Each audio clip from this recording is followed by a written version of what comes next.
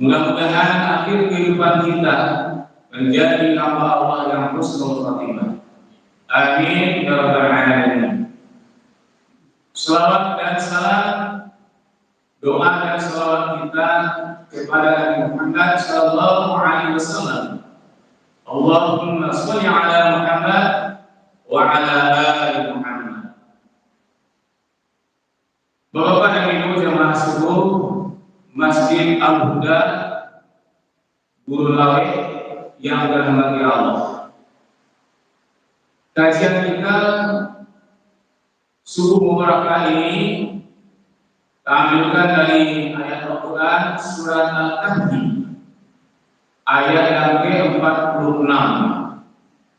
Surat Al-Kahfi surat 18 ayat 46. A'udzu billahi minasy syaithanir rajim. Bismillahirrahmanirrahim. Al-malu wal banuna zinatul hayatid dunya wal baqiyatus shalihatu khairun 'inda rabbika thawaban khairun 'amalan. Shadaqallahul 'azim. Artinya, berlindung kita dengan Allah dari godaan syaitan yang terkutuk. Dengan nama Allah yang Maha Pengasih, Maha Penyayang.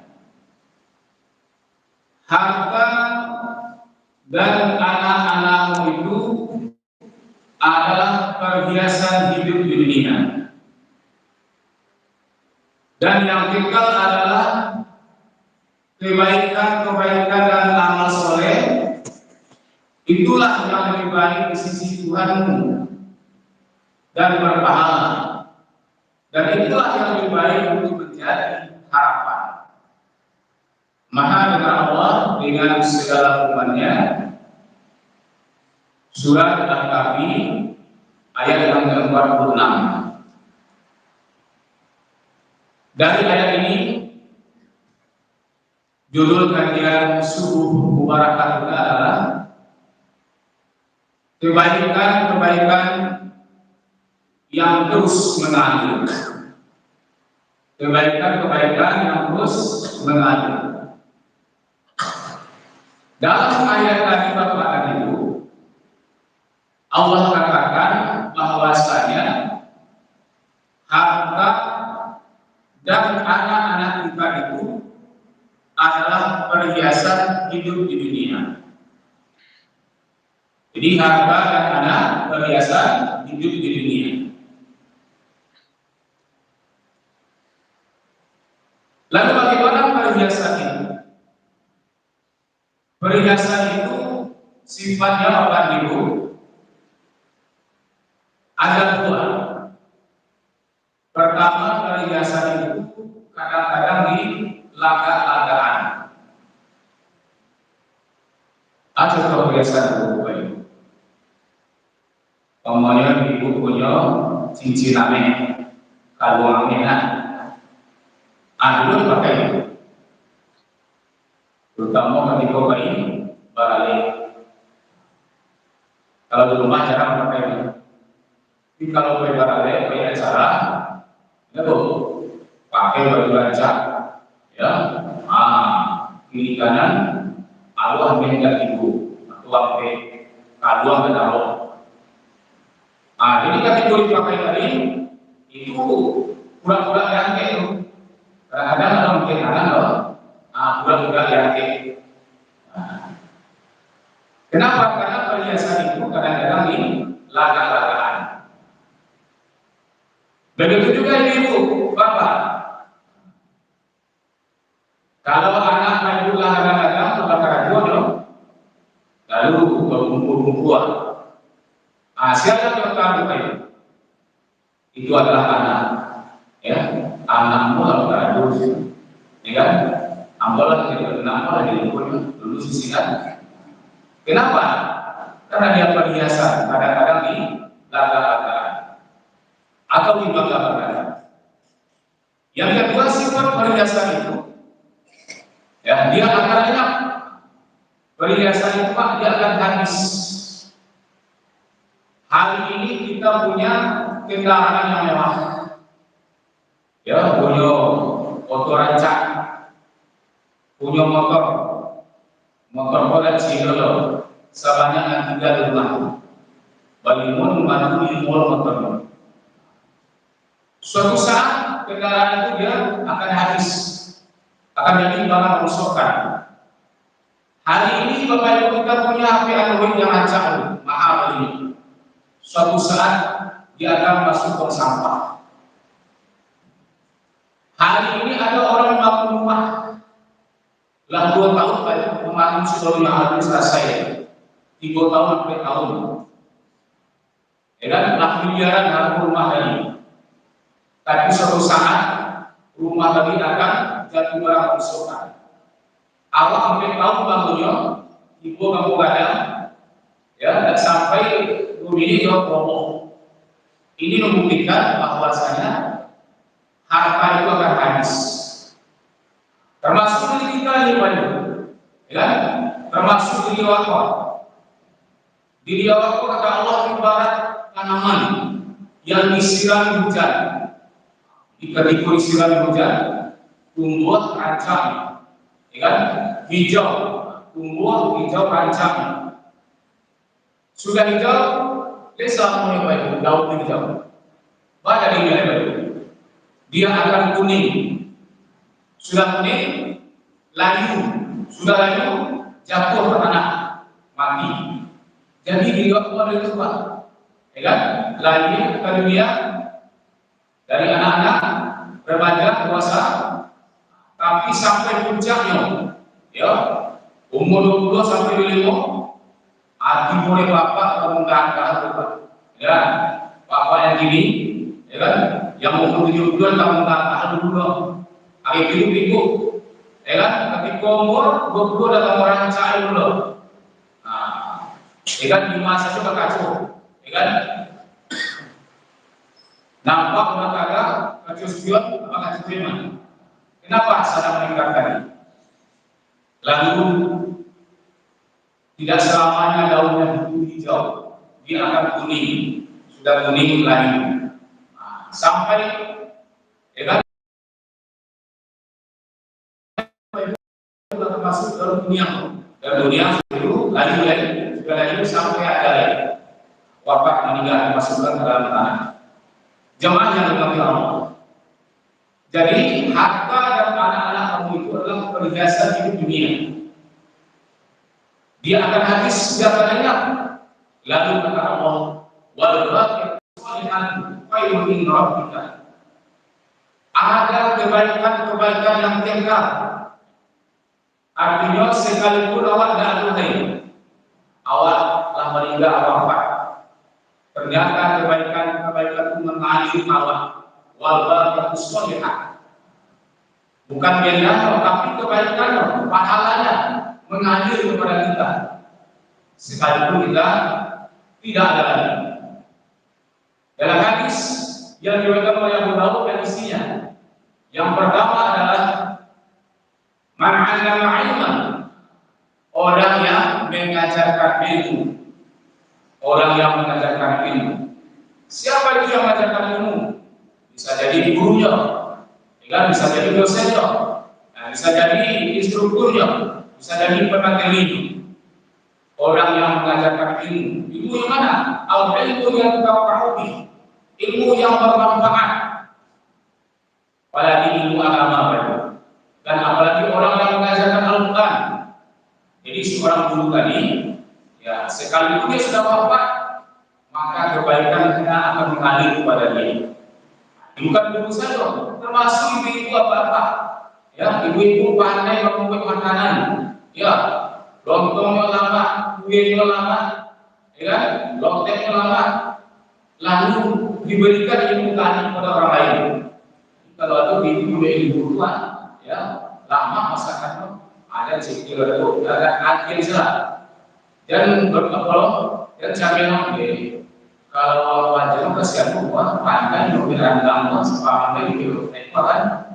Alpun mengalir berkurang, berkurang kurang menurut kawan. jangan gitu. Kenapa? Masing-masing Allah ada rezeki. Itu yang pertama. Makanya ilman, orang yang mengajarkan ilmu. Kemudian yang kedua, al-ajranah, orang yang mengalirkan sungai,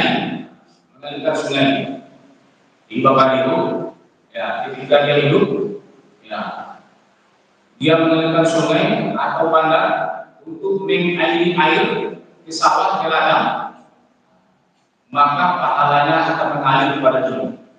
Termasuk orang yang ya, bekerja di mengalir bandar itu, mengalir drainase sekolah, maka akan mengalir pahalanya kepada dia. Al-ajranah. Kemudian yang ketiga,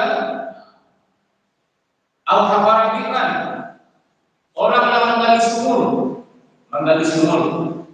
maka menggali sumur banyak. Nah, karena dulu, nah kan lalu air PDA itu, rakor masjid sholat untuk berbuat, kan membuat sumur dulu itu kan, membuat semua lalu ada anak apa, pulang menurunkan untuk berbuat. Jadi orang yang menggali sumur, ya untuk berwudu, ya untuk masjid, untuk salat, atau juga untuk sekolah pesantren, maka akan mengalir kebaikan pahalanya kepada dia. Jamaah yang dirahmati Allah. Kemudian selanjutnya, para sanatlah, yaitu orang yang menanam pohon, termasuk di kampung Bapak Ibu, kan? Bagi orang punya tanah awet, kan kebun yang luas, tanam pohon tadi, ya. Kok tiba dapat menanam pohon mangga, ya menanam kelapa, durian dan lain sebagainya. Sekalipun awal mulai baik, kan? Perikanan dan yang buat seluruh. Walaupun awak tidak menikmati hasilnya, tapi kebaikannya malu mengandung kawan. Jemaah yang dirahmati Allah. Kemudian kebaikan yang kekal adalah awbana masjidan. Orang yang membangun masjid, membangun musola.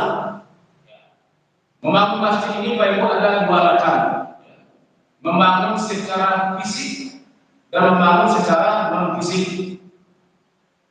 Termasuk di Masjid Masjid Al-Huda, ya kan? Alhamdulillah yang dibangun oleh Bapak Erwani Dahan, maka pahalanya akan mengalir. Dan alhamdulillah banyak di Kota Padang ini, ya, masjid yang dibangun, ya, oleh pribadi atau keluarga, baik yang saya lampau juga sekarang. Jemaah yang dirahmati Allah. Termasuk juga Pak Ibu, ya, barang satu orang masjid, orang satu mali keramiknya, satu mali pikarnya, satu mali lampu, pipi angin AC-nya. Itu juga termasuk awbana masjidan, orang yang membangun masjid. Kemudian juga membangun secara non fisik. Alhamdulillah masjid itu ada, tapi harus dibikin ya kan? Masjid ada usia kamauni dan kamasua dan kamibadah masjid. Alhamdulillah Masjid Al-Huda ini. Jadi kegiatan suku orang apa? Aku termasuk awbana masjidan, ya kan? Membangun masjid secara fisiknya, termasuk anak-anak yang ngaji, ya kan? Anak-anak mengaji PPI, MPPA, Majelis Taklim, kaum muslimin di jemaah yang dirahmati Allah. Kemudian selanjutnya aurasa mushafan, orang yang mewariskan Al-Quran, mewakafkan Al-Quran. Jadi ibu bapak, baik masjid Jawa maupun tempat lain. Nah mungkin ya tak barang Al-Quran lain atau lewat Tuhan dari Tuhan Al-Quran, tapi lah alamu, cabir, lalu pada pribadi Al-Quran dipasang lalu diangkat ke Masjid Al-Huda, salam tulisin. Tadi itu makmum bangun. Dibaca ulang, maka kebaikannya akan mengalir kawat.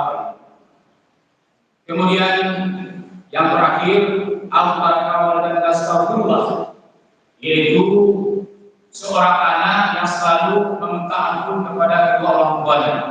Nah, itu adalah anak yang soleh dan solehah tadi. Ini sangat erat kaitannya apa itu? Ya kan? Nah, anak masjid tadi, membangun masjid tadi sangat erat kaitannya dengan anak yang soleh. Jadi anak yang soleh itu tidak bisa langsung jadi itu. Panjang prosesnya. Bahkan sebelum Allah doakan, doanya baru supaya anak soleh atau jadi anak soleh. Rabbi habli minas sholihin. Rabbi habli minas sholihin. Doa Nabi Ibrahim. Ya, dalam surat As-Saffat ayat 100. Ya Allah ya Tuhan, berilah ya Allah, karuniakanlah ya Allah, aku anak yang soleh. Nabi bagaimana? Nabi Ibrahim, Nabi Ulul Azmi, Khalilullah. Ya kan? Nabi Ibrahim berdoa kepada Allah. Berarti masih ada kekhawatiran, cemas Nabi Ibrahim. Seandainya nanti anak-anak soleh, Nabi itu ada cemas, apalagi awak manusia biasa. Mungkin jauh lebih cemas dari Ibrahim. Doakan, Rabbi Nabi minas sholihin. Karuniakanlah ya Allah, aku anak yang soleh. Ada tidak Allah anak yang soleh? Masih dibantukan Nabi Ibrahim alaihissalam. Ya, ada Nabi Ibrahim, Rabbi ja'alni muqimas sholati wa min dzurriyyati. Rabbana taqabbal du'a. Ya Allah ya Tuhanku, jadikanlah diri aku, anak dan keturunan aku orang yang tetap mendirikan sholat, kabulkanlah doaku.